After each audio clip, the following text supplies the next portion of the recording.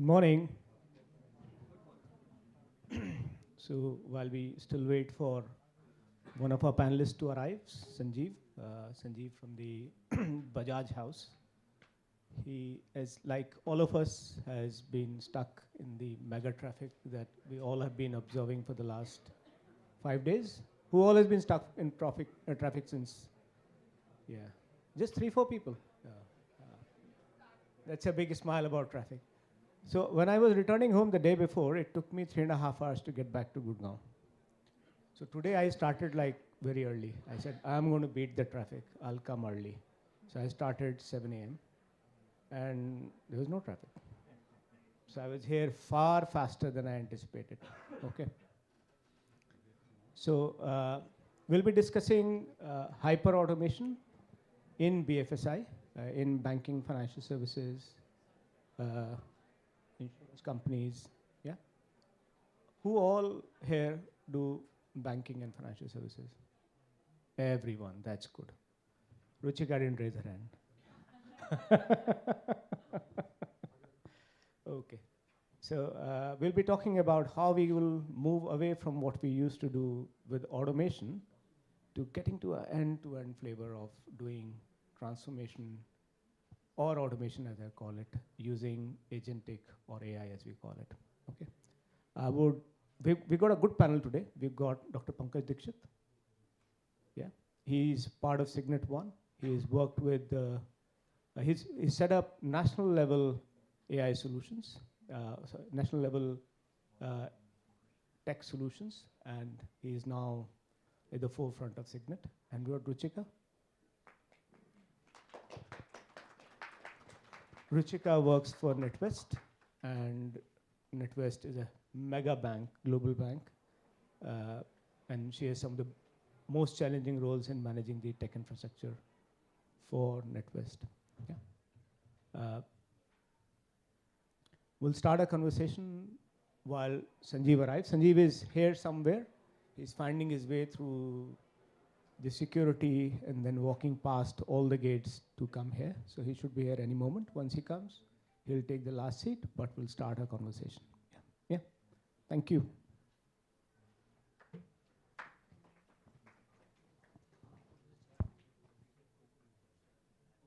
So you have to do a group picture, but Sanjeev is still not here. Okay. When Sanjeev comes, then we'll do the group picture. Okay.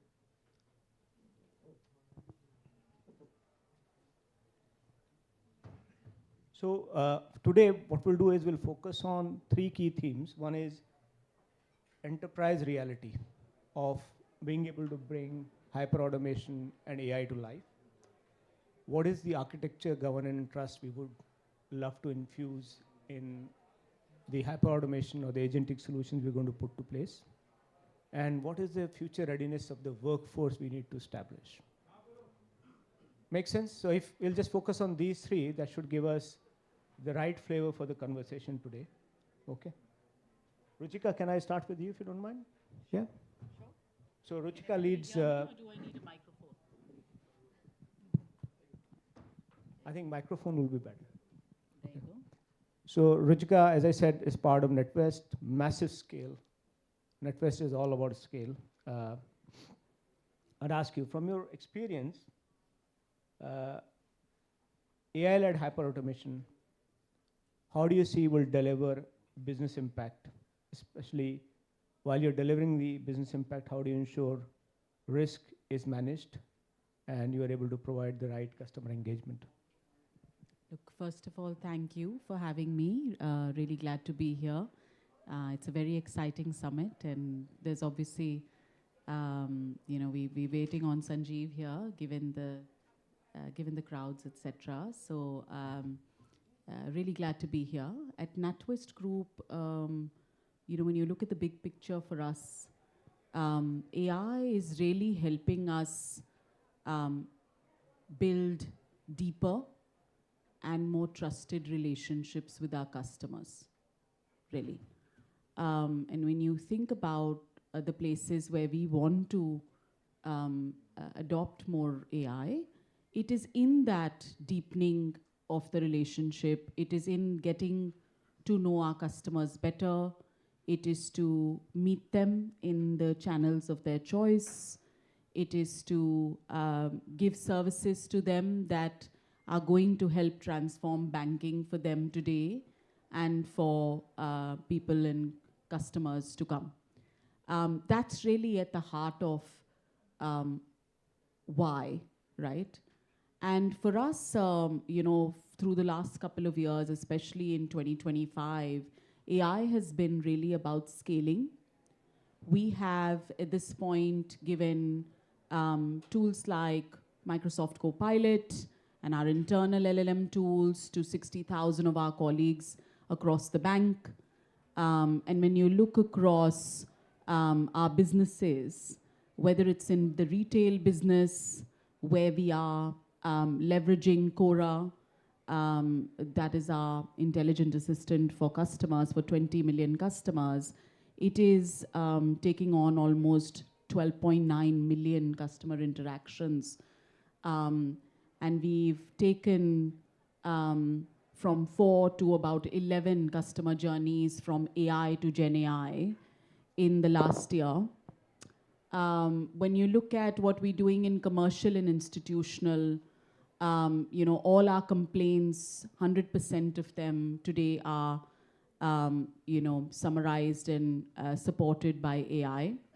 When you look at our private banking and wealth, we've supercharged our relationship managers to have access to AI and therefore making them 30% more productive. And when you look at the expert roles across the bank and you think about people who code, over 12,000 of our engineers have access to AI tools, and think of it as about 35% of our code is actually generated by AI. So really across the customer experience, across the customer life cycle, and AI-led hyper-automation for us, as you've asked, is really about making our colleagues more productive. It is about generating more time, removing the manual tasks, and allowing them to spend time in places where the human connection with our customers is more important. So they are really now spending time with our customers, in money management, in their life moments, in their deeper needs and understanding the customers, versus AI is taking over more of the manual tasks. I hope that helps you bring to life what this means for us. Thanks, Ruchika. I'll just extend this to ask, especially for banks, regulator increasingly ask, why did a model make a decision, not what just it decided. So how do you balance the speed of innovation with getting the right governance and explainability in your systems? I, as a consultant, go about trying to solve this for my customer, which is not an easy ask, but from your lens, we would like to understand how do you manage speed of innovation while providing the right governance and explainability. Yeah, of course, it's a very pertinent topic, of course, for us in banking and any regulated industry. So first of all, I will say that the AI opportunity brings with it a level of responsibility, doesn't it? And for us, we want to be, as I said, a deep and a trusted partner with our customers. So it is absolutely important that we are embedding responsible AI in everything that we do. Every single colleague across the bank is accountable to make sure that AI is implemented responsibly. We have a AI and data ethics code of conduct and training that we've rolled out across the bank to all our colleagues. And I'd say 58,000 or so of them have actually completed that training, right? And you have to bring every leader into the development of AI. I think even more than broad tech implementations, when you think about AI implementations, you have to bring all leaders into the conversation. You have to think about governance and actual controls at all levels and all layers. And that's what we have done. We have In 2024, we hired a head of responsible AI. Last year, we also hired a chief AI research officer.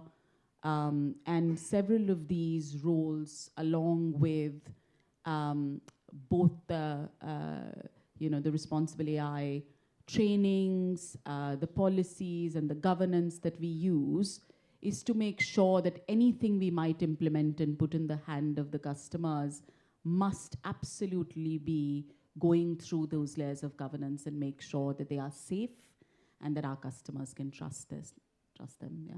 That means having a bank account with NetWest is the safest place to keep your money, yeah? Absolutely. Thank you, Ruchika. You're making our life safer. Let's move to Dr. Pankaj. Pankaj, you are executive director and a chief AI officer for Signet, but you've also built national scale digital systems. Do you want to tell everyone, because everyone would love to know what you have done in your past life before Signet, building these national scale solutions? Yeah, thank you. Thank you, Prashant. I would like to start with thanking the Mighty for doing such a great event here. There's a churn, happening in technology. And in the last 5 days, we have actually been a physical witness to the churn in the number of people coming from all over the world, right? And of course, EY as the executing agency on behalf of Mighty. Thank you very much, and thank you all very much for being here to be part of the churn. Coming to your question, Prashant, what I would like to say is, you see, I've had 28 years worth of as a colonel in the army. I then joined IBM. I have been 8 years in GST, and where we built the GST system, and then as a CTO of GEM. I have seen technology evolve in the last 30 plus years from what it was. Most of you, probably the younger generation, would not even imagine the kind of phones and the communication that used to exist and what we have today. But being part of this journey, building systems like GST and at GEM, what has remained the constant thread throughout has been the respect for the end user. My encounter with Gen AI happened in November 22 when I was authoring a paper for the Prime Minister's Economic Advisory Council with one of the members. And I used that to look up some references for my text, in which I wanted to quote some relevant documents or papers from either the World Bank or the IMF. And it just churned out documents which were completely non-existent. And I spent at least a good amount of time and days to get the right references. I ultimately got them. But I found that the engine was just, cooking up those references. Finally, of course, I did do that. Going on to my experience in GEM, where I built the first public sector AI engine for the GEM portal, what I realized was that the information has to be curated for the user. Again, the user is at the forefront, and we cannot have hallucinations, because there were some instances where some political names were taken and thrown into an AI engine, and it gives up, it just throws up unpalatable answers. So what happens is that when you are in a financial industry, numbers are very important. The mathematics is very important. When it's 2 and 2, it has to come to 4. It cannot be 5. It cannot be 3. And that's the principle that I keep in mind always when I try and curate something for the customer and for the company to be used by the end client. Now, that has been my journey, to put it shortly, Prashant. And across the 30 years, having faced every kind of technology, along with national scale systems where we built, where we collect almost $10 to $12 billion per month, and GEM, where we have $60 billion worth of GMV being transacted every year, I can say with confidence that yes, technology works, but you have to have the right people driving it at the helm and the right teams. Thanks, Dr. Dixit. So 2 words, AI and compliance, seem to not sit in the same box together very easily. In your view, what are the non-negotiable principles that we need to follow to ensure that we can make AI-led automation and compliance work in tandem with each other? Yeah, so what happens now with hyper automation? You have to have the principles, architectural principles that make these systems very, very solid, right? Primarily being the AI, the RPA, and ML. And we have to make compliant and scalable systems. At the Chief AI Officer at Signet, what I'm building is treasury management systems. We are working with the e-commerce companies, the biggest e-commerce companies of India. We are doing the e-invoicing for them. We are bringing account payables and account receivable systems. We are doing the latest, what we are doing is litigation management. So if you receive a notice from the GST authorities, we also create a response for you after evaluating your complete returns that you filed, right?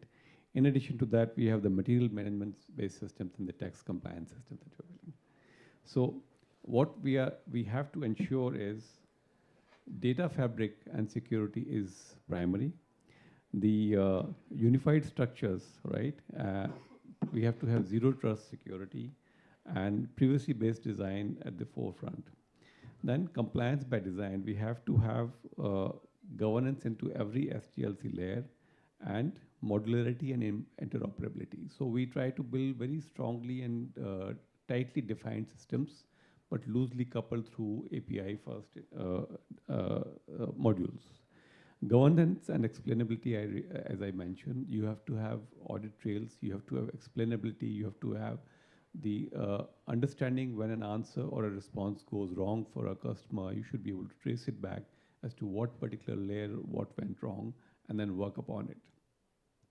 And once we have all this in place, we have to have the customer feedback to understand regularly as to where the systems are working fine and where they're not working so fine, and take that feedback and build it back into the systems. And like I mentioned, the number crunching systems, I tend to use a hybrid approach. I have full trust, 100% trust on an Excel. I may not have that 100% trust on a AI engine to do the maths. So what I do is I put an AI layer on top of the Excels, so the numbers are crunched by the Excels, and the context understanding and the human interaction happens through the AI engine, because these are the two best of the world's approach, right? Somebody does something right, use that. Interaction, conversation, interaction, UI layer with AI is good, use that. Mathematics is better by Excel, use that. And couple them through tightly defined systems and integrate it through the APIs. So that's how I go about building AI systems for numbers and for use by customers. Thank you. So just we'll delve into the next question for you, but so we just got Sanjeev walk in. Thank you, Sanjeev. We're sorry, Delhi is not hospitable on in terms of traffic right now, but so we'll ask you to all stand up. There's this gentleman waiting to take a picture of us.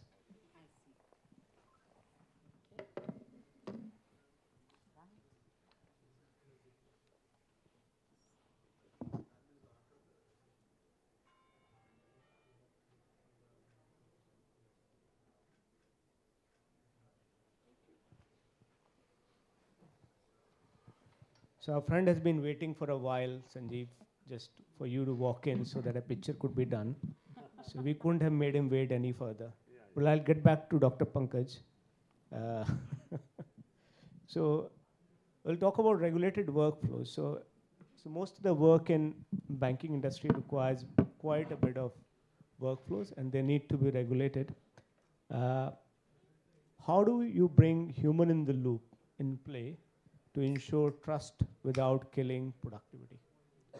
So the challenge that I experienced when I started doing automation back like 10, 12 years ago was, if we did too much of automation, the trust was killed. And if we brought too much of human in the loop, the benefits of automation got killed. Now with AI, I think some of this is getting solved. How do you see this transitioning, and how do we build trust with humans without killing productivity? Yeah, thank you, Prashant. So like I was mentioning in my earlier part of the response, Best of the best have to be coupled together. Now, what an AI engine can do best, I will leave it to that. But I will have to have the human in the loop to approve certain things. So you have to create a threshold. A threshold-based risk delegation is important. Uh, where I receive inputs from the AI engine, where I expect it to be about 80%, 90% compliant, for the remaining 10%, I'll put a human in the loop. For example, I was talking about the litigation management system that we are creating for responding to regulatory notices. The AI engine creates the complete notice response, but who will approve the text and the content of the notice? That's where the human comes in. He approves it. After validating it, he might edit it. In addition to that, what I do is we take the feedback from that each of the responses that I created. Was this 90% good, 95% good? And based on that feedback, we will try to curate so that the next response is better. There are certain tasks like KYC, right, where you have some documents which are read and validated. This is something which can be done by automating it and completely delegating it to the AI engines based on the data collected. But wherever a risk factor is high, for example, to a law-based activity, or for example, responding to tax notices or preparing returns, right? If you have to file a return which has to be 100% accurate, you will prepare it through the AI engines up to the level of approval and dispatch and submission, where a human will just have a final look at it and be able to respond to that. So, like I mentioned, we use a threshold-based mechanism where certain activities based on their accuracy, and that's how I increase my productivity. If everything were left to a human, we would not achieve that productivity. So the human in the loop comes in only at the last stages, so just about 5 or 10% of the complete work is then done by the human. Thank you, Dr. Dikshit. Sanjeev sir, can we move to you? Thank you. We live in a city of VIPs, so coming to Delhi and finding traffic is normal. Your business is all about customers, more customers, and it is very much all about engaging with customers at scale and at mass. So from a wealth management and advisory perspective, how is AI-led hyperautomation changing the advisor-cum-customer relationship in your world? Where do you see automation genuinely enhancing trust? Where must humans remain central? See, I think AI is a very exciting frontier we are at. So AI can be your biggest friend, it can be your biggest enemy. And the best part is the choice is yours.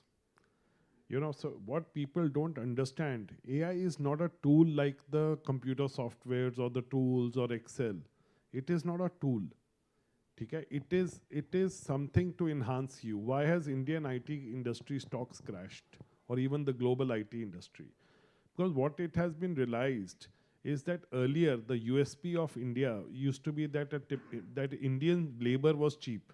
It was 1/4, 1/10, 1/8 the cost of what you would get in US. Okay? But if you look at the ability to do work on your own, a typical guy outside is 2-3x an Indian, because there he has to do everything himself.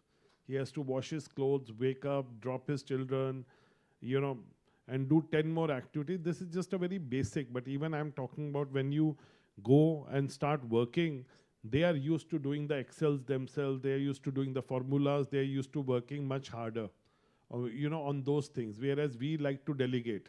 We want a model made, we'll call a guy, okay, make a model for me. We'll call a research analyst, do this research for me. We'll call a third guy and do this. And that worked for India, and that was the reason for India's boom. But what AI has done is that this 2x guy today can become 10x, 20x, 30x by using AI to empower. So what we have to understand, AI is not going to replace you. AI is going to replace those who don't adopt AI.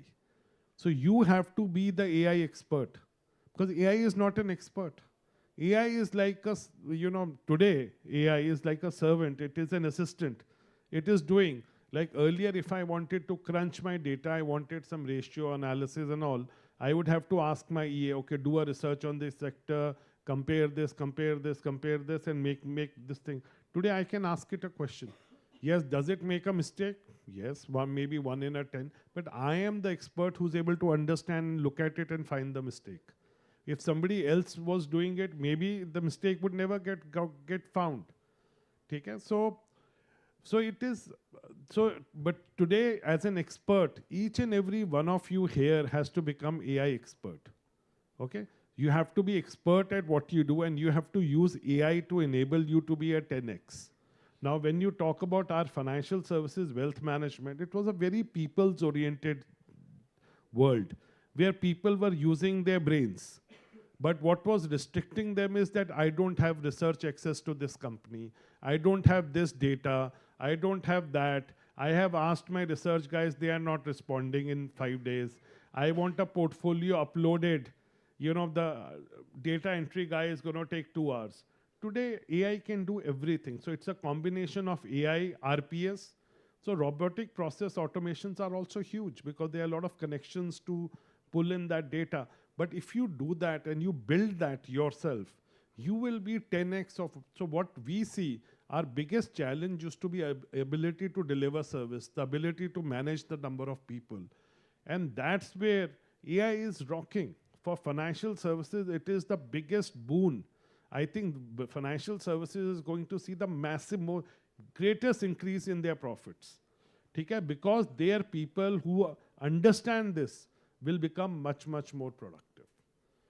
You know, I very personally, there is recording, I tried to build processes where humans were not involved. And frankly, today AI is not ready for that. But processes where AI enables a human, it is very much ready, but there needs to be a human eye to see whether it's doing, and that happens with my EA also. I was joking with him, you make mistakes 20% of the time, today AI makes only 10%. Okay? But we take that 10% mistake and we hype it up, oh my God, there's a mistake. You have to figure out why was the mistake? Why is it happening as he said? You have to figure it out, and eventually, you know, you can just write a prompt, check what this guy has done. So I have made a maker checker in my own prompt that, okay, everything is done, should get rechecked. And today, mistakes have come down to maybe 0.001. The reason I'm saying 0.001 because I have not seen a mistake in the last 2 months. Okay, I have not seen a mistake. I have not seen numbers getting crunched wrong or some fake numbers coming in or something.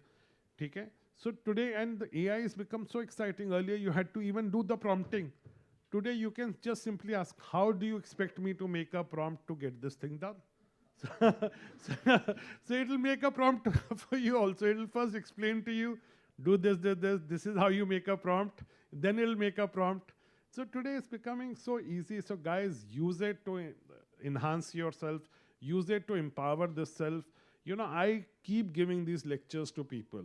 I spent in Dubai with 150 CEOs, we did a session. But one thing that, you know, really irked me there, that most of the people who are not Indian origin were actually doing it themselves. Their level of AI, N8Ns or the makes and this, the automation, they all knew it by heart. They were doing it themselves. Whereas a typical Indian guy, okay, can I find an EA who can do it for me? Can I find an AI expert? I want to hire this guy. Now, point is, even if you hire, he's not going to be able to do it. But for the youngsters in here, it is the biggest opportunity. The people who are not ready to change. Gita mein kehte hain, you don't get old, you get rigid. The people who have got rigid, today you have the flexibility to replace them. Thank you.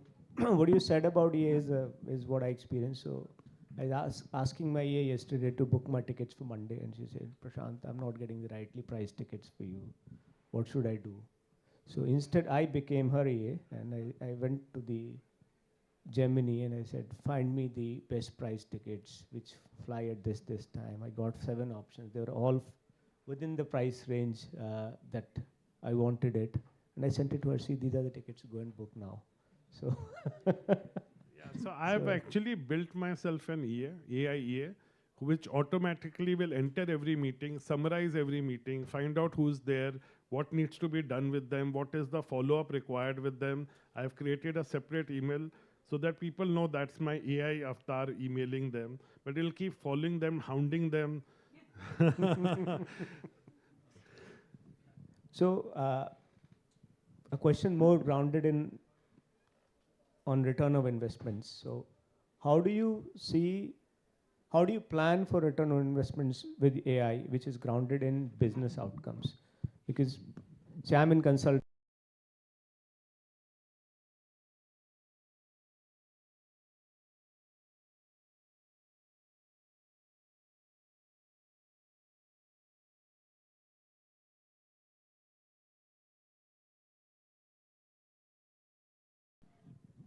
This is very, very important. You know, typically we made a committee, we chose 15 AI projects. And then I get a report, 7 are done. I say, friend, what does done mean? AI is never done. Okay? Once it is done, once you think you have completed, it has to go into monitoring. You have to see cost benefit analysis. When I said I tried to replace human beings, what I realized, AI wasn't reducing my cost.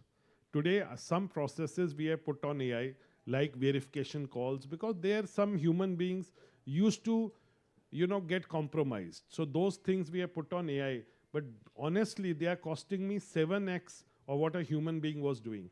We have put AI on monitoring every camera in the country and immediately flagging if something goes wrong. Today it's costing me 4x that my human team used to be doing. So point is that, look, AI is not able to become cheaper than us. But what AI is doing, it can do things where people used to make compromises or people used to miss out. It will not miss out on those things. So today, I feel in financial services, it is going to be where I am investing in our processes, which are very, compliance is very required, or those processes cannot be compromised. It is checking something where I'm willing to pay an extra price to make sure I get this thing. So this is where I am investing in today. Second thing I'm investing is capability building of my team. Those people, I have launched a program called Beyond. Those people who are willing to change with AI. So I am investing in them, making them AI enabled, taking them to the next level and making it clear that you may even replace your boss if he doesn't agree to change with the time. So that's the second place. The AI training, I think, is a big thing. And in financial services, see, our data, as I said, used to be. So I think overall, the benefit side, I think returns are going to get much better. We are going to deliver much better service. Earlier, some people used to get sold a wrong insurance, or some people would buy a product which was not right for them. Today, that's not going to happen with AI. AI is going to explain to them, AI is going to tell, please listen to these 5 points. You must know them. Okay? Or today we are able to quicken our service 24/7.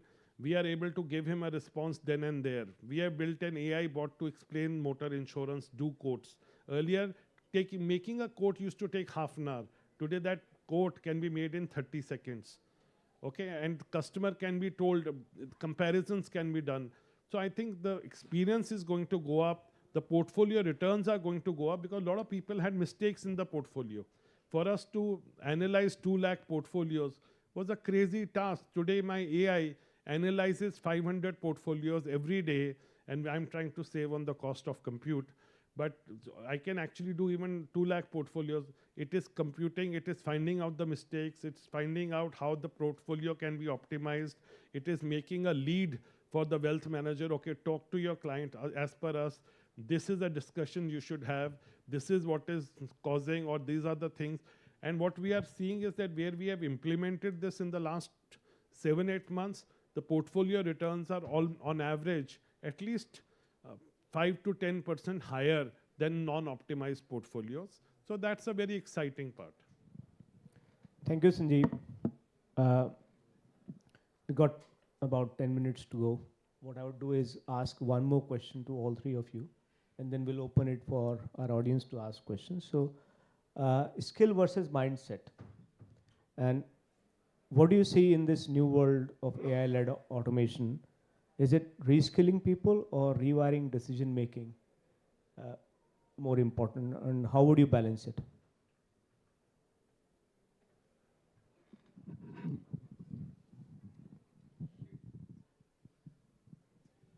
Ladies always.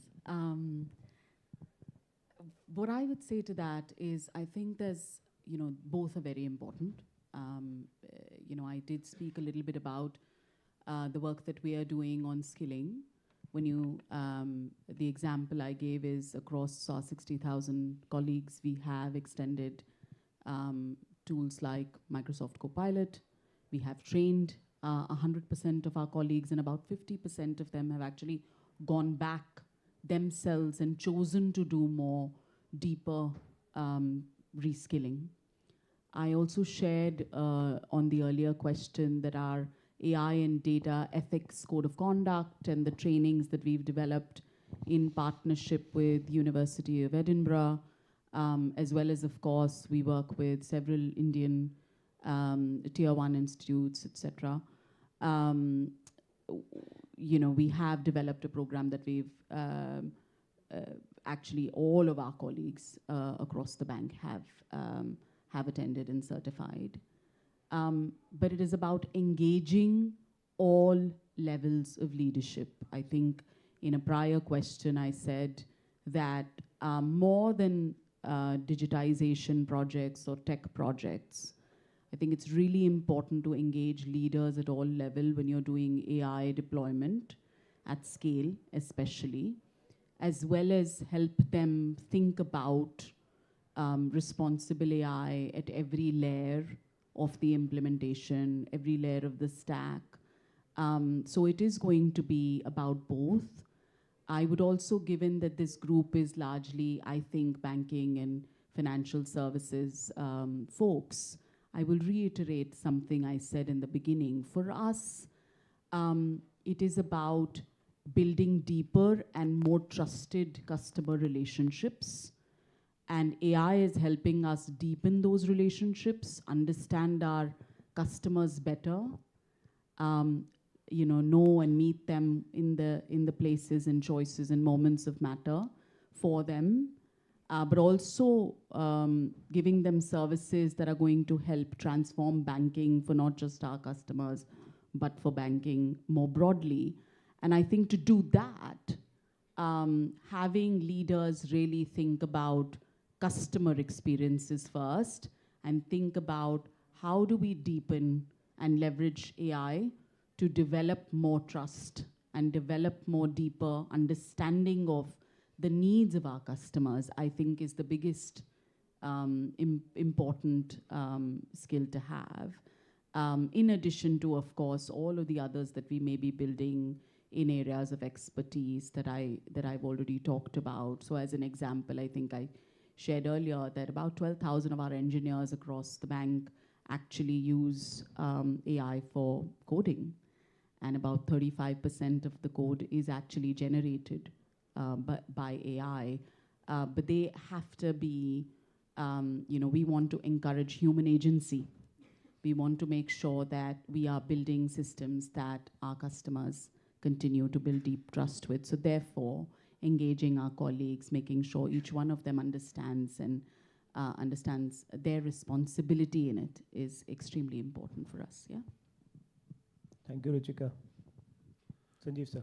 For me, there is no reskilling. It is only rewiring. Because as I have been trying to make you understand, nobody can teach you AI because it is so dynamic. Every day there's a new tool. The only way you can learn AI is do it yourself or go to YouTube.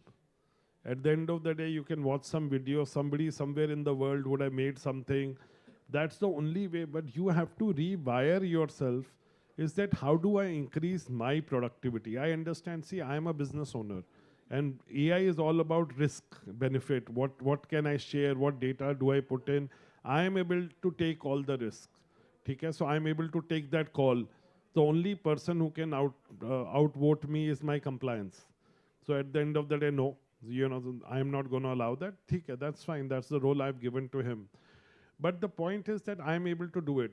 And that's what I see. The AI is actually getting used by the leaders. But where we have to rewire ourselves is that we have to understand that we now will have to work much harder.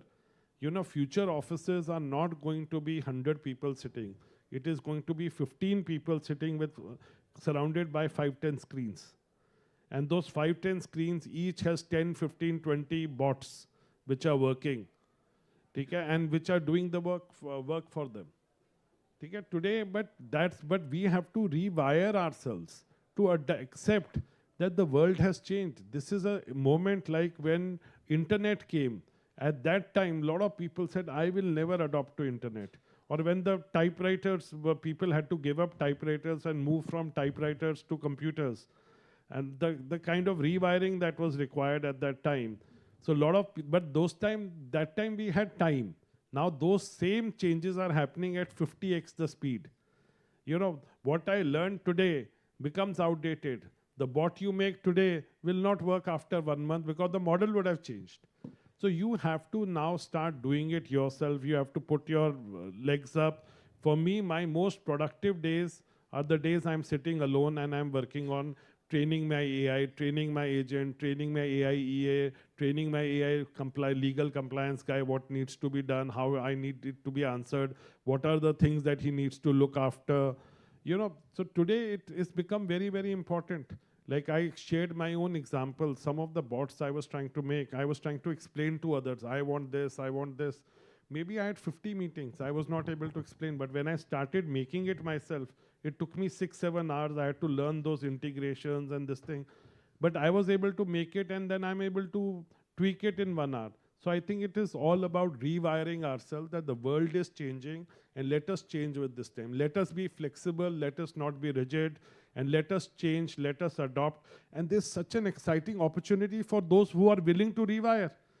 Companies are dying to hire you. You know, I am today hiring people. You know, I sometimes put a post, if you are innovative, you are this thing. And I've actually ended up hiring 6, 7 people who are working closely with me. And they're doing a fantastic job. Take my head of, not the head, but one of my marketing guys, you know, I gave it, he sent me a nice presentation, young MBA grad. And I sent message to my marketing heads. I said, hire this guy. And today he's doing such a fantastic job. What 5 people used to do, he's doing it himself because he knows how to master AI. He's doing SEO optimization, he's doing this, he's doing this, he's doing that, because he's been able to make bots. And that was his USP.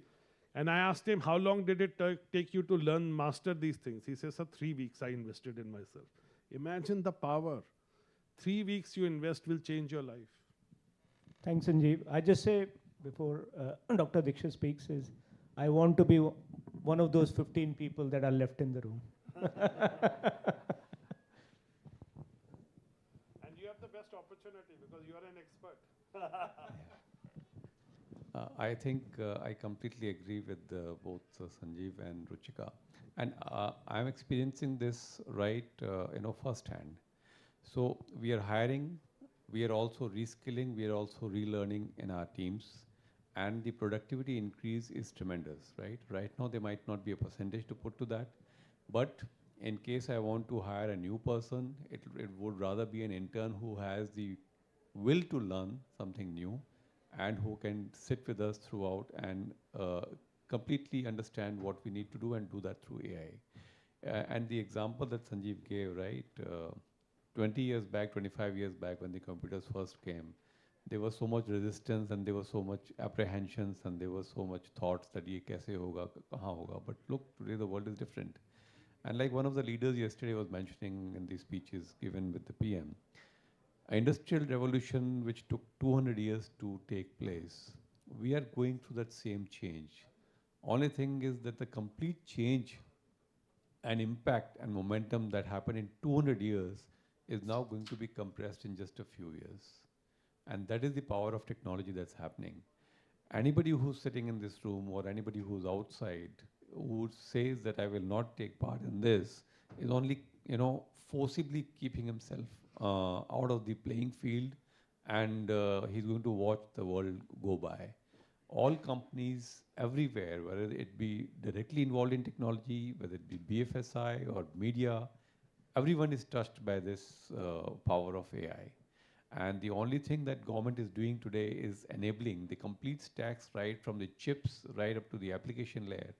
Barring the semiconductors, we have the capability to do all the 6 layers of the AI stack today. and the change that will be brought about within the country and in every institution, every enterprise is going to happen from each one of you. And you have to learn it. And today, learning is so easy. You just have to go to any of the mediums and you can reskill and rewire yourselves. You just have to have the will. So the people that we hire, the people that we have inside, we are looking at how they can re-engineer and produce the same kind of products, maybe better, more secure, more proven and trustworthy, but with the capability of AI that's built in.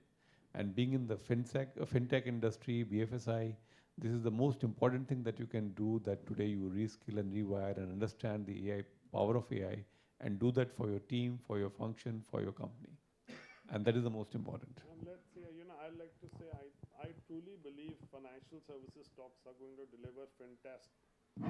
I truly believe financial services stocks are going to deliver fantastic returns over the next few years, especially in the companies who are able to know how to tame the AI. I have invested in your equity. Other than Nvidia and Broadcom, I also have Bajaj in my portfolio. So, thank you. Last 4 minutes. If there are any questions, please ask. We may not be able to take all, but quick, one question at a time. Go ahead. Sir, actually, I have been building solutions with the help of AI, and that too for Godrej and all companies like that. So we are completely using AI for delivering the solutions from market research in every part. But the main thing that comes in our end is the issue that is due to don't understand the thing that is data breaches in the fintech segment. So the data in the fintech is wide. So I wanted to ask you all that how are your companies maintaining the data breach segment, that the data is protected and cybersecurity is ensured in all the segments? I think Ruchika will answer this best. I'll answer the question really talking about data strategy. Clearly, AI without data would be fairly artificial, right? And so for us at NatWest Group, we have really doubled down on our data strategy. And in fact, there's a public partnership we announced with AWS and Accenture last year, where we're working with them across the data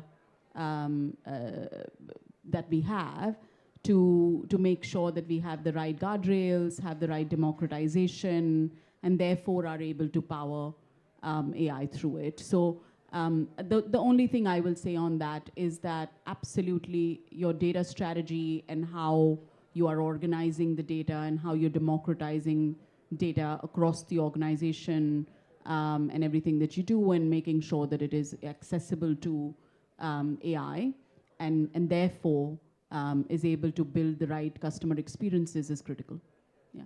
Thank you, ma'am.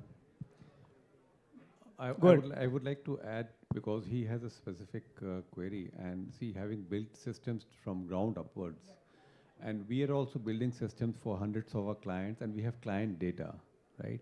What we must ensure is the client's data is secured. Yeah. So you might have heard of the term multi-tenant, right? Yeah. So when you create a product, the product could be unique and it could be universal, but the data that you use of the client has to be siloed. So you have to have zero trust security and show that when the product talks to that particular data, it happens only for that client. I cannot be providing you your answers based on somebody else's data, right? So ensure there's zero trust data, the data are siloed, protected, whether by encryption, by other means, but I cannot have this happening because then the client will lose trust. So accessibility is the major thing, that accessibility of data should be regulated completely. Accessibility and protect the client's data and keep it separate from other clients' data. Methods you use would be unique to you. Thank you. One more question. Go Yeah, ahead. hi. So I sit at an intersection of private credit and tech. I want to know your perspective. I mean, across BFSI, we have seen AI is taking over fraud detection, support, and the mainstream tasks. But when we talk of the other side, which is credit, I do not have an agent yet that can handle my disbursements. What are the bottlenecks, that's preventing this? I mean, so you mentioned that N8N and Make is being used extensively outside of India. Is it the social factors? I mean, what exactly are the bottlenecks that stop us doing that? Because So, one very interesting point that when we are moving to a virtual world, what is going to become the most important currency? Let me ask you that question. Data is definitely going to be there. I'm talking about beyond that. For to build a trust, you need a physical connect. Yes or no? You want to see you get an answer.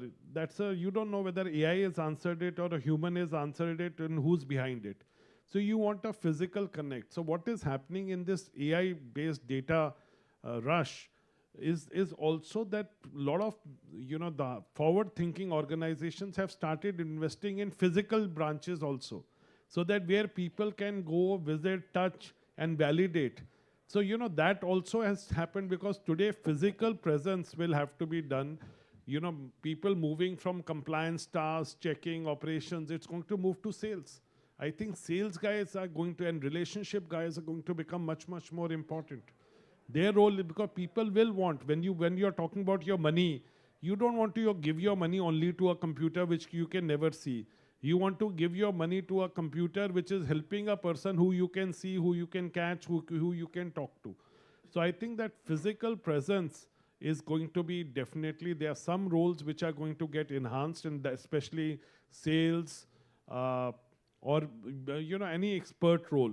And that's the, I think it's a very exciting place that we are living in. There are a lot of exciting things happening. And when you talk about data, see, as I said, I will answer that little bit question. You don't have to put everything in AI. You have to be very careful. AI is very expensive. You use AI only to do things which only AI can do. Rest you use an RPA. And RPA, your data is with you. It's a robotic process. It's a software written. Do this calculation. Do this. Do this. Do this. Why would you want to expose that to AI? It's not required. So it needs to be the right combination. And the way we are doing it is we are protecting it by only giving very limited amount of data and not complete data to one AI agent also. So like that's what we do with a human being, that you get only very limited part of the information on which you are supposed to act, not give you the whole information. I'll have to stop here. We've run out of time, and we'll have the next session starting. You can find me on LinkedIn. Send me your questions. I'll get it answered. If there's a question needs to be answered by Sanjeev, Ruchika, or Dr. Dikshit, I will reach out to them, get the answers, and send it back to you. So you can send questions on LinkedIn to me. I'll respond to all of them. Thank you for patience and listening to us.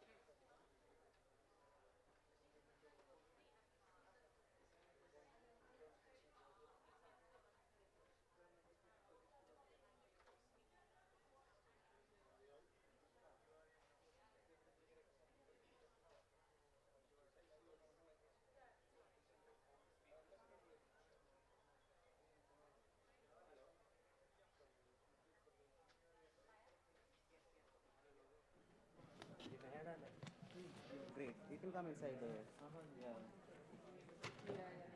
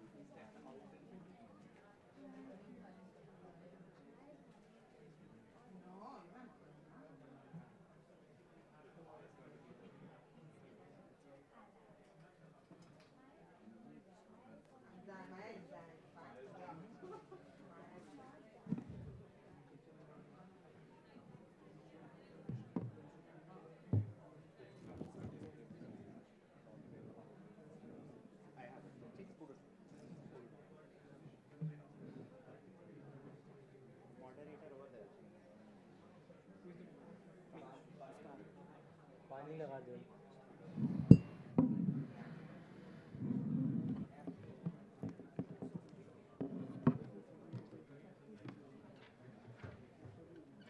It's like this.